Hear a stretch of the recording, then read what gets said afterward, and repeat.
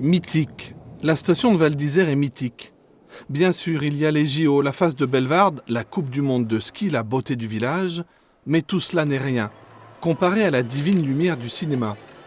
D'ailleurs, rien qu'à entendre l'entêtante musique, les souvenirs affleurent.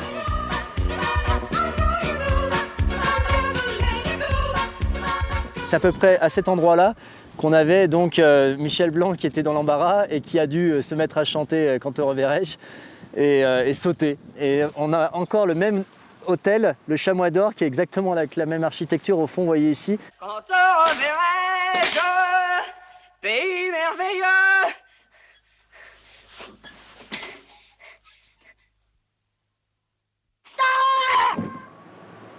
Benjamin est à peine plus âgé que le film lui-même, mais son père, lui, a vécu le tournage. La voiture familiale a même eu l'insigne honneur d'y faire 2 apparitions inoubliables. Oui, notre voiture a servi dans le film, oui. Ils nous l'ont loué pour plusieurs journées de tournage, dont la scène où on voit les Scrabble qui est jeté du haut de l'appartement et où un personnage essaye de faire pipi sur la portière pour dégeler la serrure. Je termine. Bonne voiture, hein. Drôle de nom pour un chalet, le Planté de Bâton.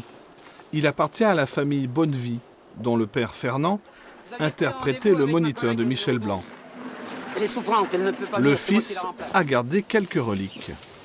Vous voyez, j'ai même la veste qu'il portait le jour du planté de bâton, dans lequel on retrouve tous les impacts de bâton qu'il a eu pour les différentes prises.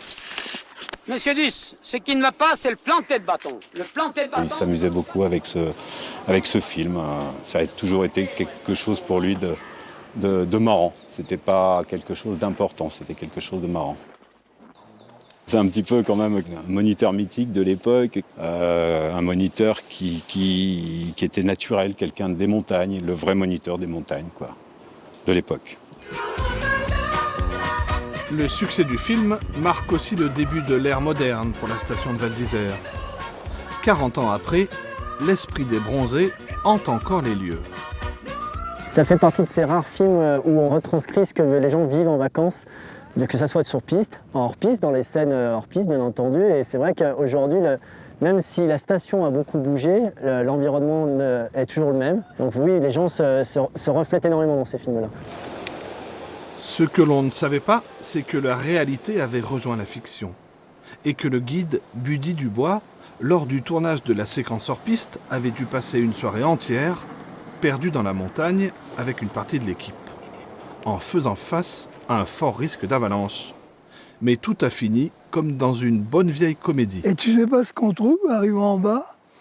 Il y avait toutes les nanas du film, Balasco, je me rappelle plus des autres noms, etc., qui nous attendaient avec du thé au rhum et des gâteaux.